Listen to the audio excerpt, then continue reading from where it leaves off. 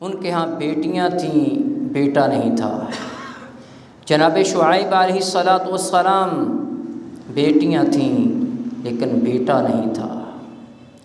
جب دیکھتے ہیں سیدنا ابراہیم علیہ الصلاۃ والسلام تو بیٹے تھے، بیٹیاں نہیں تھیں۔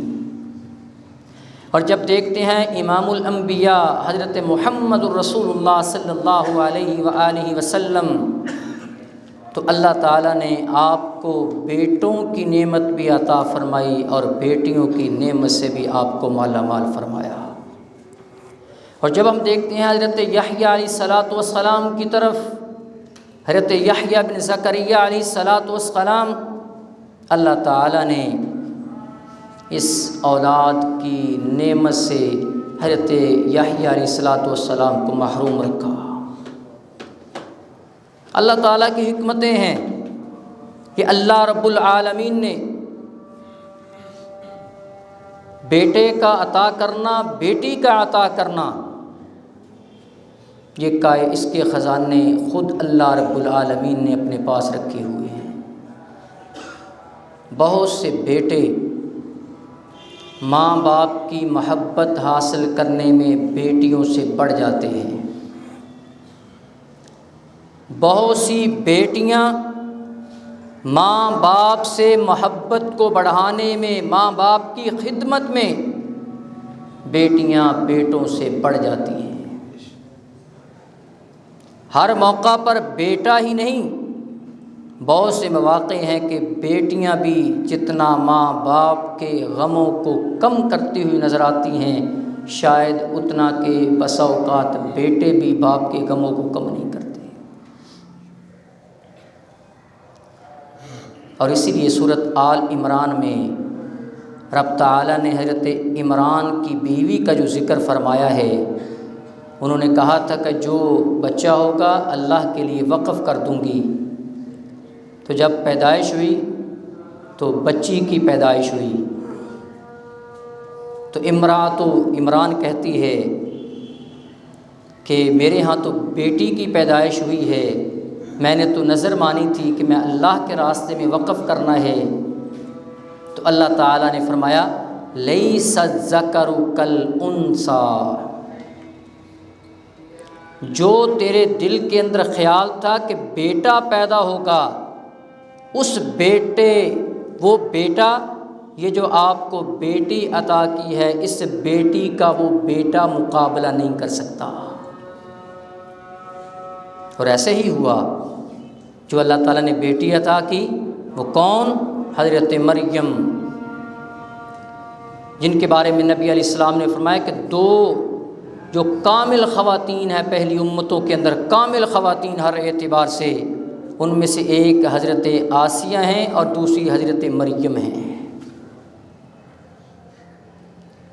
کامل خواتین کے اندر۔ اور پھر حضرت مریم سے آگے حضرت عیسیٰ علیہ الصلاۃ والسلام، اللہ تعالیٰ نے اپنا نبی پیدا فرمایا۔ تو یہ اللہ رب العالمین کی تقسیم ہے، کسی کو بیٹے عطا کرنا، بیٹی عطا کرنا، لیکن بیٹے اور بیٹی میں اگر فرق کیا جائے کہ بیٹا تو بہت ہی اچھا ہوتا ہے اور بیٹیاں والدین کے سر پر بوجھ ہوتی ہیں، یہ نظریہ رکھنا بھی اسلام کے خلاف ہے۔ نبی علیہ الصلاۃ والسلام نے فرمایا کہ من ابتلی لہ بشیء من البنات، جس آدمی کے لیے بیٹیاں دی گئیں، اللہ تعالیٰ نے بیٹیوں کو واپس لے لیا، بیٹیاں دیں، بیٹیاں اللہ تعالیٰ نے واپس لے لی۔ فصبر، والدین صبر کرتے ہیں، واویلا نہیں کرتے، غلط الفاظ زبان سے ادا نہیں کرتے، اللہ کی رضا، اللہ کی قضا پہ راضی ہو جاتے ہیں۔ نبی علیہ الصلوۃ والسلام نے فرمایا کن لہ حجابا من النار، بچپن میں فوت ہو جانے والی بیٹیاں والدین کے لیے وہ جہنم کے سامنے رکاوٹ اور پردہ بن جائیں گی، بیٹیوں کی وجہ سے والدین جہنم سے محفوظ ہو جائیں گے۔ اور دوسری حدیث میں نبی علیہ السلام نے فرمایا کہ جس آدمی کی تین بیٹیاں ہوں، ان 3 بیٹیوں کی پرورش کرتا ہے، ان کو ادب سکھلاتا ہے، ان کی شادی کر دیتا ہے، اللہ رب العالمین اس آدمی کے لیے قد وجبت، اللہ تعالیٰ اس آدمی کے لیے جنت کو واجب کر دیتے ہیں۔ سیدنا ابو ہریرہ رضی اللہ تعالیٰ عنہ کہتے ہیں اللہ کے رسول، صحابہ کرام نے مل کر کہا کہ اللہ کے رسول، کیا کسی کی اگر 2 بیٹیاں ہوں تو کیا 2 بیٹیوں کا مقام بھی یہ ہے؟ نبی علیہ الصلوۃ والسلام نے فرمایا کہ جس کے ہاں 2 بیٹیاں ہوں، 2 بیٹیوں کی پرورش کی ہے، اللہ تعالیٰ اس آدمی کے لیے بھی جنت کو واجب کر دیتے ہیں۔ صحابہ کرام رضوان اللہ علیہم اجمعین نے پھر پوچھا ہے اللہ کے رسول، واحدہ، اگر کسی کے ہاں 1 بیٹی ہو، اس کے ہاں 2 بیٹیاں ہی نہ ہوں، بیٹی ہی 1 ہو، نبی علیہ الصلوۃ والسلام نے فرمایا کہ جو والدین اپنی 1 بیٹی کی بھی جو پرورش کرے، ان کو ادب سکھلائے، اخلاق سکھلائے، تربیت کرے، ان کی شادی کرے گا، اللہ رب العالمین 1 بیٹی کی تربیت اور پرورش پر بھی والدین کو جنت الفردوس عطا فرما دیتے ہیں۔ بیٹیاں والدین پر بوجھ نہیں ہوتی، یہ کم ظرفی جن لوگوں کے دلوں میں ہوتی ہے، ان لوگوں کی عقلوں پر بوجھ ہوتی ہیں۔ بیٹیاں تو گھر کا حسن اور گھر کی خوبصورتی ہوا کرتی ہیں، اور عربی کا ایک مقولہ ہے کہ بیت بلا بنات کالارض بلا نبات، وہ گھر جس میں بیٹی نہ ہو، وہ گھر جس میں بیٹی نہ ہو، وہ ایسی زمین کی طرح ہے جس زمین میں سبزہ نہیں ہوتا۔ کھیت کے کھیت ہوں، میدان ہوں، اگر وہاں پر سبزہ نہ ہو تو آدمی اس کی طرف رخ نہیں کرتا، اس کو اچھا نہیں سمجھتا۔ اسی طرح وہ گھر جس گھر میں بیٹیاں نہ ہوں، وہ اس زمین کی طرح ہیں جس میں کوئی سرسبزہ نہیں ہوتا۔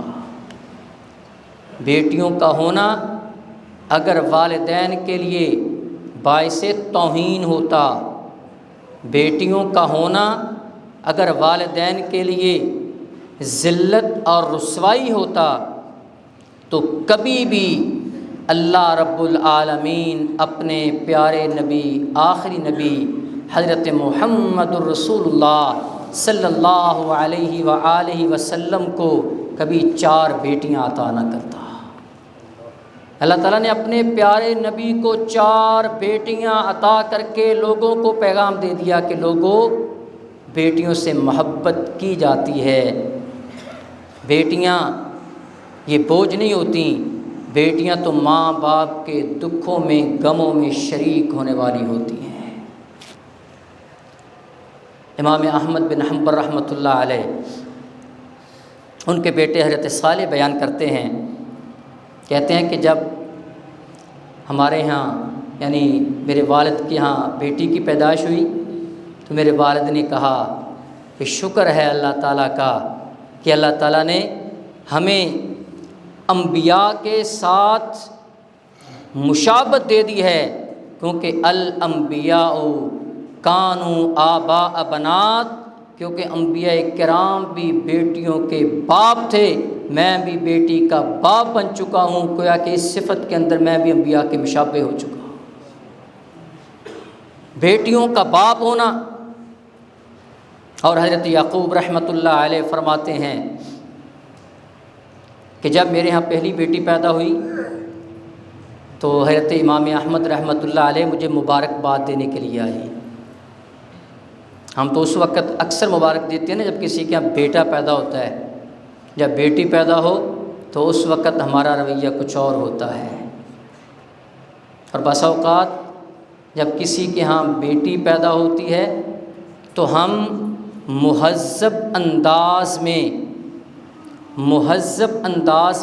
نفرت کا اظہار کر رہے ہوتے ہیں، مہذب انداز میں نفرت کا اظہار کر رہے ہوتے ہیں۔ پتہ چلنا فلاں کے ہاں دوسری بیٹی پیدا ہوئی ہے اچھا چلو کوئی نہیں، اللہ بیٹا بھی دے دوں گا۔ انداز بڑا مہذب ہے، لیکن بیٹیوں سے نفرت اس کے اندر ٹپک رہی ہے کہ کوئی نہیں، اللہ بیٹا بھی دے دے گا۔ وہ اپنی جگہ پہ ہے، لیکن کیا یہ جو گھر میں دولت آئی ہے، بیٹی کی صورت میں نعمت آئی ہے، رحمت آئی ہے، برکت آئی ہے، تو کیا یہ کم ہے؟ یعقوب رحمۃ اللہ علیہ فرماتے ہیں پہلی بیٹی پیدا ہوئی، امام احمد مجھے مبارکباد دینے کے لیے آئے اور آ کر ان الفاظ کے ساتھ مبارک دی کہ الانبیاء کانوا آباء بنات، کہ شکر کرو اللہ تعالیٰ نے اسی طرح ملا دیا ہے کہ انبیاء کرام بھی بیٹیوں کے باپ تھے۔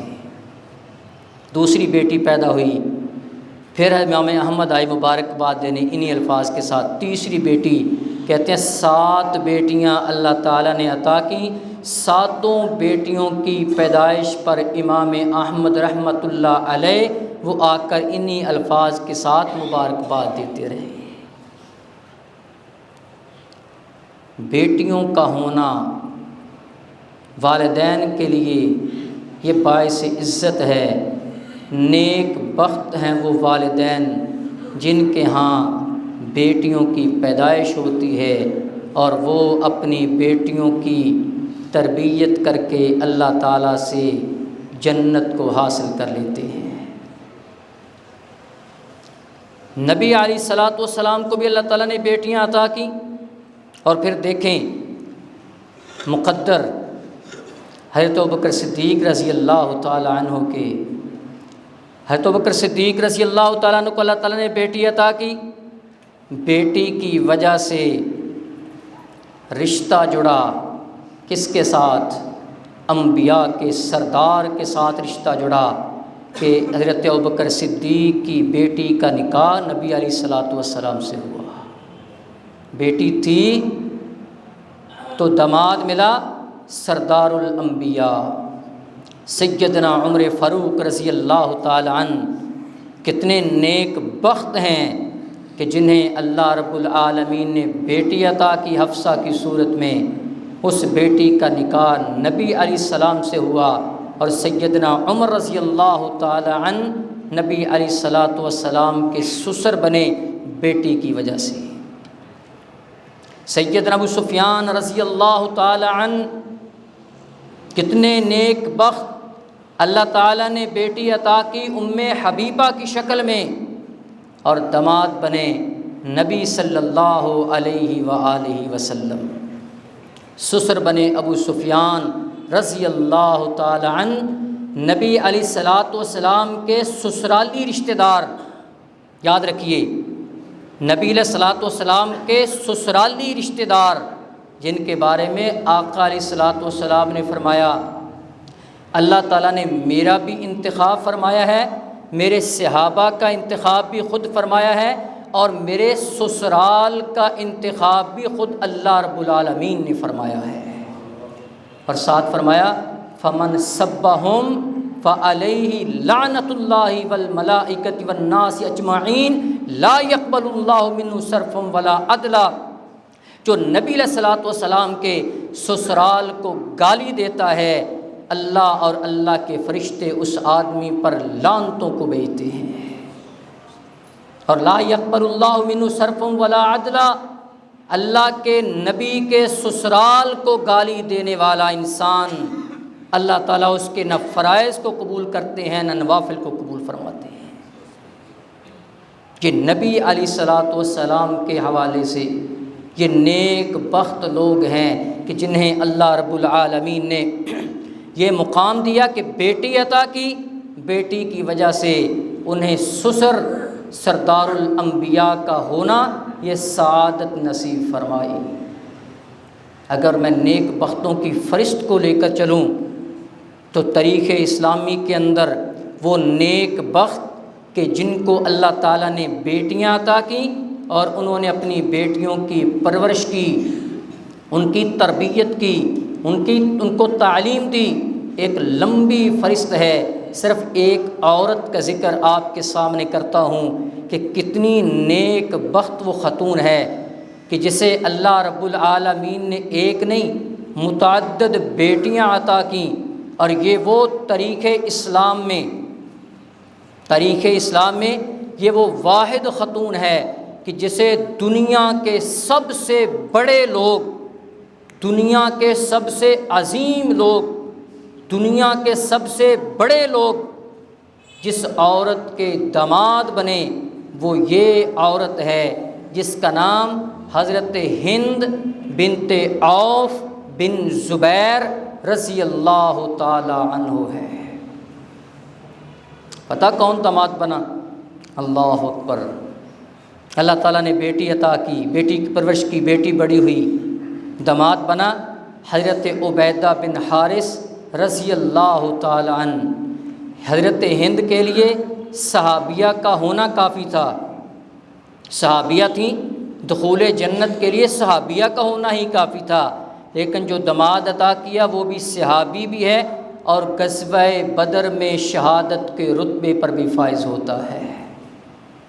دوسرا داماد حضرت عبداللہ بن جحش رضی اللہ تعالی عنہ، یہ دوسرا داماد بھی صحابی بھی ہے اور غزوہ احد کے اندر شہادت کے رتبے پر فائز ہوا۔ تیسرے داماد حضرت حمزہ رضی اللہ تعالی عنہ، نبی علیہ السلام کے چچا حضرت حمزہ تیسرے داماد صحابی رسول ہیں، اور حضرت حمزہ رضی اللہ تعالی عنہ بھی شہادت کے رتبے پر فائز ہوئے۔ چوتھے داماد حضرت ہند رضی اللہ تعالیٰ عنہ کے بیٹی کی وجہ سے نسبتیں دیکھیں، بیٹی کی وجہ سے عزتیں دیکھیں، بیٹی کی وجہ سے مقام دیکھیں، کیسے کیسے عظیم لوگ اللہ تعالیٰ نے داماد بنا دیے۔ بیٹیاں نہ ہوتیں داماد کیسے بنتے؟ بیٹیاں اگر نہ ہوتیں تو پھر ان کے ساتھ وہ رشتہ کیسے جڑتا؟ چوتھے داماد حضرت عباس صحابی رسول رضی اللہ تعالی عنہ، صحابی رسول، چار داماد، چاروں صحابی۔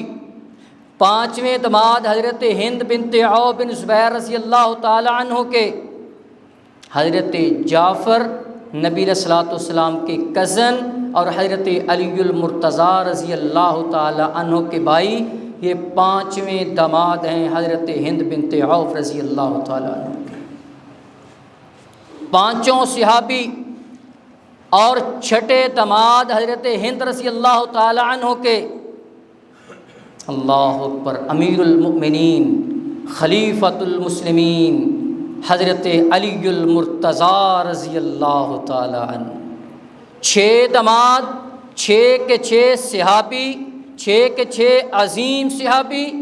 ساتویں داماد حضرت ہند بنت عوف بن زبیر رضی اللہ تعالی عنہ کے، خلیفۃ المسلمین امیر المؤمنین خلیفہ ثانی حضرت عمر فاروق رضی اللہ تعالی عنہ، ساتویں داماد۔ اور آٹھویں داماد حضرت ہند بنت عوف بن زبیر رضی اللہ تعالی عنہ کے، خلیفۃ المسلمین امیر المؤمنین خلیفہ بلا فصل، خلیفہ اول حضرت ابوبکر صدیق رضی اللہ تعالی عنہ۔ اور نویں حضرت ہند بنت عوف بن زبیر کے داماد، اللہ اکبر، سردار الانبیاء، امام الانبیاء، فخر الانبیاء حضرت محمد رسول اللہ صلی اللہ علیہ وسلم، یہ بھی حضرت ہند بنت عوف رضی اللہ تعالی عنہ کے داماد ہیں۔ نبی علیہ السلام کی ساس ہے حضرت ہند۔ 9 کے 9 داماد، 8 داماد صحابی رسول ہیں، 3 داماد ان میں سے خلفاء ہیں، امیر المؤمنین میں سے ہیں، 2 داماد وہ شہداء میں سے بھی ہیں، صحابہ میں سے بھی ہیں۔ صرف یہیں پہ بس نہیں، بلکہ نبی علیہ الصلوۃ والسلام کے ہاں حضرت ہند رضی اللہ تعالی عنہ کی، توجہ سے سماعت کیجیے، حضرت ہند رضی اللہ تعالی عنہ کی 2 بیٹیاں نبی علیہ الصلوۃ والسلام کے نکاح میں تھیں۔ 2 بیٹیاں، ایک بیٹی حضرت زینب بنت خزیمہ رضی اللہ تعالی عنہ، نبی علیہ السلام کے ساتھ نکاح ہوا اور مدینے کے اندر 31-32 سال کی عمر تھی۔ 626 عیسوی میں حضرت زینب بنت خزیمہ رضی اللہ تعالی عنہا یہ اللہ تعالیٰ کو پیاری ہو گئی۔ یہ حضرت زینب اور دوسری حضرت میمونہ رضی اللہ تعالی عنہا یہ دونوں اخیافی بہنیں ہیں۔ اخیافی بہنیں کہا جاتا جو ماں کی طرف سے سگی ہوں، باپ کی طرف سے سگی نہیں۔ حضرت ہند کی 2 شادیاں تھیں، ایک خزیمہ کے ساتھ اور دوسری حارث کے ساتھ۔ خزیمہ سے پیدا ہوئی حضرت زینب رضی اللہ تعالی عنہا اور حارث سے پیدا ہوئی حضرت میمونہ رضی اللہ تعالی عنہا۔ حضرت زینب کی وفات کے بعد ایک وقت میں یہ دونوں نبی علیہ السلام کے عقد میں نہیں تھیں، کیونکہ 2 بہنیں تھیں، ایک وقت میں اکٹھی نہیں ہو سکتی تھیں۔ حضرت زینب رضی اللہ تعالی عنہا 626 عیسوی میں 31 سال کی عمر میں داغ مفارقت دے گئیں۔ اس کے بعد نبی علیہ السلام نے ان کی بہن، اخیافی بہن، ماں کی طرف سے سگی بہن حضرت میمونہ بنت حارث کے ساتھ نکاح کیا۔ حضرت زینب نبی علیہ السلام کی زندگی میں فوت ہوئیں اور حضرت میمونہ رضی اللہ تعالی عنہا یہ نبی علیہ السلام کے بعد 672 عیسوی کے اندر انہوں نے انتقال فرمایا۔ 8 دماد حضرت ہند رضی اللہ تعالی عنہا کو اللہ تعالیٰ نے صحابی عطا کیے اور 9ویں دماد خود نبی علیہ السلام۔ کس وجہ سے؟ بیٹی سے۔ بیٹی تھی تو رشتہ بنا، اگر بیٹی نہ ہوتی، اگر وہی عقیدہ ہوتا جو اس وقت کفار میں سے ایک قبیلے کا تھا کہ جب گھر میں بیٹی پیدا ہوتی، جس کا نقشہ قرآن کریم نے اس انداز میں سورۃ النحل میں کھینچا ہے کہ وَإِذَا بُشِّرَ أَحَدُهُم بِالْأُنثَىٰ ظَلَّ وَجْهُهُ مُسْوَدًّا وَهُوَ كَظِيمٌ، کہ جب انہیں بیٹی کی خوشخبری سنائی جاتی ہے، بیٹی کی خبر دی جاتی ہے کہ آپ کے گھر بیٹی پیدا ہوئی ہے، تو ظَلَّ وَجْهُهُ مُسْوَدًّا، تو چہرہ غصے کی وجہ سے سیاہ ہو جاتا ہے۔ يَتَوَارَىٰ مِنَ الْقَوْمِ، بیٹی کا باپ قوم سے منہ چھپاتا ہے۔ اَيُمْسِكُهُ عَلَىٰ هُونٍ، کیا اب اس بیٹی کی ذلت کو سامنے رکھتے ہوئے بیٹی کو زندہ رکھے، ام يَدُسُّهُ فِي التُّرَابِ، یا اس معصوم بچی کو زندہ درگور کر دے۔ أَلَا سَاءَ مَا يَحْكُمُونَ، یہ کفار عقیدہ کا، کفار مکہ کا یہ عقیدہ اور یہ فیصلہ، یہ بہت برا فیصلہ ہے کہ بیٹیوں کے بارے میں اس قدر گھٹیا رویہ اختیار کرنا۔ یہ تو ان کا عقیدہ تھا، یہ تو ان کا نظریہ تھا کہ بیٹی پیدا ہوئی ہے تو چہرے پر پریشانی چھا گئی۔ یہ تو مسلمانوں کا عقیدہ نہیں تھا، یہ تو مسلمانوں کا نظریہ نہیں تھا، یہ تو مسلمانوں کا حال نہیں تھا، مسلمانوں کی کیفیت نہیں تھی، یہ تو کفار کی کیفیت تھی۔ مسلمانوں کے اندر تو نیک بخت وہ انسان تھے کہ جنہیں اللہ رب العالمین نے بیٹیاں عطا کیں اور بیٹیوں کے بعد والدین نے ان کے ساتھ اچھا سلوک کیا، اپنے ماتھے پر شکنیں نہیں آنے دیں کہ گھر میں بیٹی پیدا ہوئی ہے، بلکہ بیٹی کی پیدائش پر بھی اسی طرح خوشی کا اظہار فرمایا جس طرح بیٹے کی خوشی پر اظہار کیا جاتا ہے۔ سیدہ عائشہ صدیقہ کائنات رضی اللہ تعالیٰ عنہ کے بارے میں آتا ہے کہ ان کے خاندان میں جب کوئی بچہ پیدا ہوتا، خاندان میں جب کوئی بچہ پیدا ہوتا تو جا کر یہ نہیں پوچھتی تھیں کہ بیٹا پیدا ہوا ہے یا بیٹی پیدا ہوئی ہے۔ بس اوقات یہ سوال جب کیا جاتا ہے تو اس سوال کے اندر بھی حقارت کی بدبو آ رہی ہوتی ہے، کہ سوال کے اندر بھی تو اس لیے نہیں پوچھتی تھیں کہ بیٹا پیدا ہوا ہے یا بیٹی پیدا ہوئی ہے، بلکہ سیدہ عائشہ صدیقہ کائنات رضی اللہ تعالی عنہا پوچھا کرتی تھیں کہ جو نومولود بچہ ہے، جو بچہ پیدا ہوا ہے، کیا وہ صحیح سلامت ہے، ٹھیک ہے؟ یہ نہیں پوچھا کرتی تھی کہ بیٹا پیدا ہوا ہے یا بیٹی پیدا ہوئی ہے، بلکہ یہ پوچھا کرتی تھی جو بھی اللہ تعالیٰ نے اپنی نعمت، اپنی رحمت عطا کی ہے، کیا وہ صحیح سلامت ہے؟ کہ سیدہ عائشہ صدیقہ کائنات رضی اللہ تعالی عنہ پوچھا کرتی تھی۔ اور نبی علیہ الصلوۃ والسلام نے تو یہ حدیث میں نے کوئی سال 2 سال پہلے بھی سنائی تھی کہ نبی علیہ السلام بیٹھے تھے، ایک صحابی بیٹھے تھے، ان کا بیٹا آیا صحابی کا چھوٹا سا، تو والد نے کیا کیا، اس بچے کو بیٹے کو پکڑا، بوسہ دیا، بوسہ دے کر اپنی گود میں بٹھا لیا، دائیں ران پہ بٹھا لیا۔ کچھ دیر بعد بیٹی آئی، جب بیٹی آئی بیٹی کو بوسہ بھی نہیں دیا اور اپنی گود میں بھی نہیں بٹھایا، ساتھ بٹھا لیا۔ نبی علیہ الصلوۃ والسلام نے فرمایا کہ ہلا عدلت بینہما، تو نے ان دونوں کے درمیان انصاف نہیں کیا۔ بیٹا آیا تھا، بیٹے کو تو چوم کر بوسہ دے کر ران پہ بٹھا لیا، گود میں بٹھا لیا، زیادہ محبوب تھا، اور بیٹی آئی بیٹی کو بوسہ بھی نہیں دیا اور اسے گود میں بھی نہیں بٹھایا، تو نے بیٹے اور بیٹی کے درمیان انصاف نہیں کیا۔ نبی علیہ الصلوۃ والسلام بیٹی کے ساتھ، بیٹیوں کے ساتھ کتنی محبت کرتے۔ نبی علیہ الصلوۃ والسلام گھر میں بیٹھے ہوتے، حضرت فاطمہ رضی اللہ تعالیٰ عنہ جب ان کی شادی ہو چکی تھی، جب اپنے گھر میں آتی ہیں حضرت فاطمہ بابا کو ملنے کے لیے، دور جب نبی علیہ السلام دیکھتے کہ فاطمہ آئی ہے، نبی علیہ الصلوۃ والسلام اپنی جگہ سے اٹھ جاتے۔ حدیث کے اندر آتا ہے فقام الیہ، اپنی جگہ سے باپ اٹھ کر بیٹی کا استقبال کرنے دروازے کی طرف جا رہا ہے، اور باپ بھی عام نہیں ہے، سردار الانبیاء ہیں۔ فقام الیہ، پاس جاتے دروازے کی طرف استقبال کرتے، کہتے مرحبا بابنتی، مرحبا بابنتی، بیٹی خوش آمدید، مرحبا بابنتی، بیٹی خوش آمدید، گھر میں آئی ہو۔ اور وآخذ بیدہ، حدیث کے الفاظ ہیں آخذ بیدہ، نبی علیہ السلام اپنی بیٹی کے ہاتھ کو پکڑتے، وأجلسها فی مجلسہ، اپنی پیاری بیٹی کے ہاتھ کو پکڑ کر نبی علیہ الصلوۃ والسلام اپنی مسند پر، اپنی جگہ پر بٹھایا کرتے تھے۔ کہ نبی علیہ الصلوۃ والسلام اپنی بیٹیوں کے ساتھ اتنی محبت کرنے والے،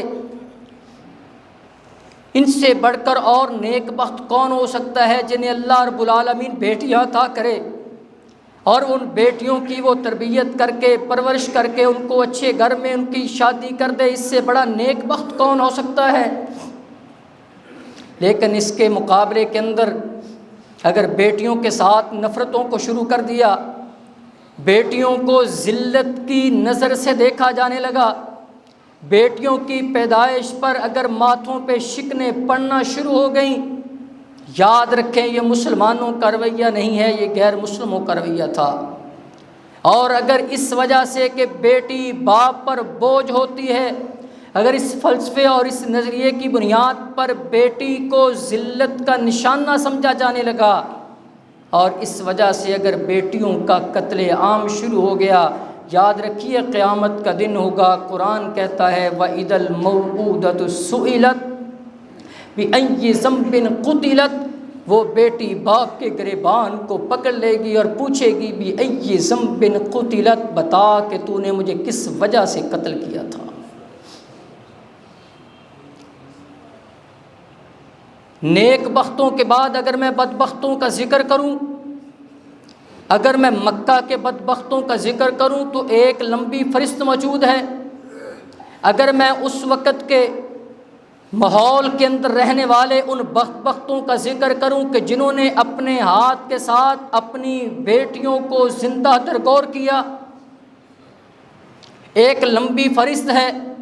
آپ بھی کہیں گے وہ تو غیر مسلم تھے، ان کے پاس اسلام کی دولت نہیں تھی، ان کے پاس اسلام کی روشنی نہیں تھی، ان کے پاس قرآن نہیں تھا، ان کے پاس حدیث نہیں تھی، ان کے پاس آخرت کی فکر نہیں تھی، ان کے پاس یہ دین نہیں پہنچا تھا، اس لیے وہ بیٹیوں سے نفرت کا اظہار کیا کرتے تھے۔ میں ان کا ذکر نہیں کرتا، میں ذکر کرتا ہوں ملک پاکستان کے ان باسیوں کا جن کے پاس قرآن کی تعلیمات بھی آ چکی ہیں، رسول اللہ کی تعلیمات بھی آ چکی ہیں، جن کے پاس دین اسلام مکمل صورت میں آ چکا ہے، لیکن اس کے باوجود ان کا رویہ بیٹیوں کے ساتھ وہی ہے جو اس وقت کفار مکہ کا عقیدہ ہوتا تھا، جو کفار مکہ کا بیٹیوں کے ساتھ رویہ ہوتا تھا، ان کا رویہ بھی وہی ہے۔ نبی علیہ الصلوۃ والسلام نے تو فرمایا تھا کہ لا تکرہوا البنات، بیٹیوں سے نفرت نہ کیا کرو، بیٹیوں سے حقارت کی نگاہ سے نہ دیکھا کرو، فإنہن المونسات، یہ تو باپوں سے محبت کرنے والی، ماؤں کی مامتاؤں کو لینے والی ہوتی ہیں۔ الخالیات، یہ بیٹیاں تو والدین کے لیے بہت ہی قیمتی ہوا کرتی ہیں۔ یہ تو نبی علیہ الصلوۃ والسلام نے بھی فرمایا، اور اللہ رب العالمین نے بھی قرآن میں فرمایا وَلَا تَقْتُلُوا أَوْلَادَكُم مِّنْ إِمْلَاقٍ، 8ویں پارے میں کہ اپنی اولاد کو بھوک کے ڈر سے قتل نہ کرو۔ نَحْنُ نَرْزُقُكُمْ وَإِيَّاهُمْ، ڈرتے ہو بیٹی بڑی ہوگی، کھلائیں گے کہاں سے؟ تو بیٹوں کو کہاں سے کھلاؤ گے؟ تمہیں کون کھلاتا ہے؟ تمہیں کون دیتا ہے؟ جن کے ہاں بیٹے بیٹیاں کچھ بھی نہیں، انہیں کون دیتا ہے؟ جن کے ہاں 10 بیٹے ہیں انہیں کون دیتا ہے؟ جن کے ہاں 10 بیٹی ہیں انہیں کون دیتا ہے؟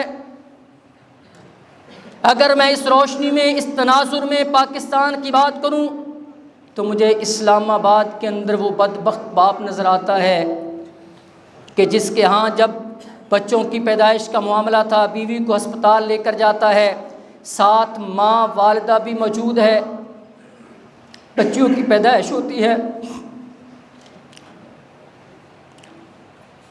باہر خبر دی جاتی ہے کہ آپ کے ہاں 2 بیٹیاں پیدا ہوئی ہیں۔ ماں کو پتہ چلتا ہے، بچیوں کی دادی کو پتہ چلتا ہے کہ میرے بیٹے کے گھر میں، میری بہو کے آنگن میں 2 بیٹیاں پیدا ہوئی ہیں۔ بیٹے کو بلا کر کہا، بیٹا کس منہ کے ساتھ ہم گھر میں جائیں گے؟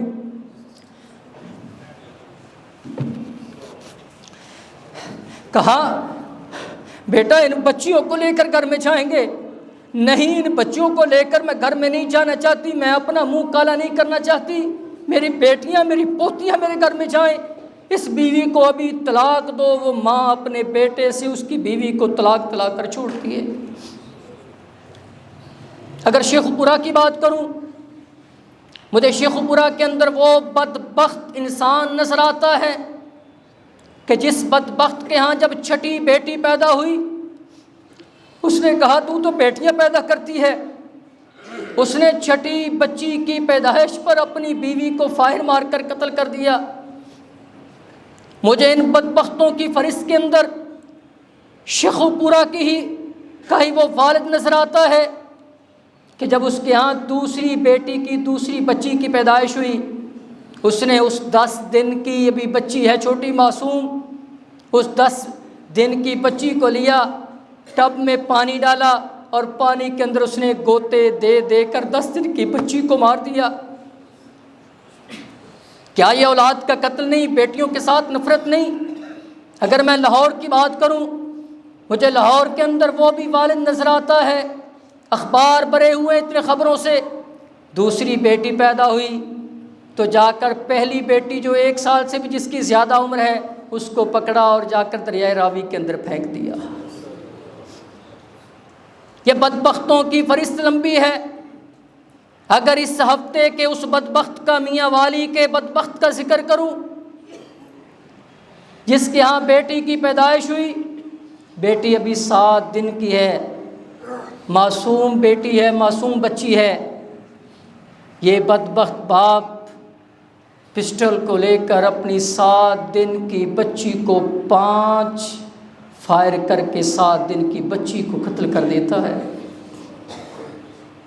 ذرا تصور میں جائیے، سوچئے، وہ بچی تو صرف 7 دن کی تھی، باپ کے بازو کو نہیں پکڑ سکتی تھی، پاپا کو نہیں روک سکتی تھی کہ پاپا مجھ پہ ظلم کیوں، لیکن اگر اس کے پاس یہ طاقت ہوتی، اگر وہ بول سکتی ہوتی تو ضرور شاید کہتی کہ پاپا مجھے کیوں مار رہے ہو، مجھے کپڑے سلائی کر کے نہ دینا، مجھے کھانے کے لیے بھی نہ دینا، پاپا مجھے قتل نہ کرو۔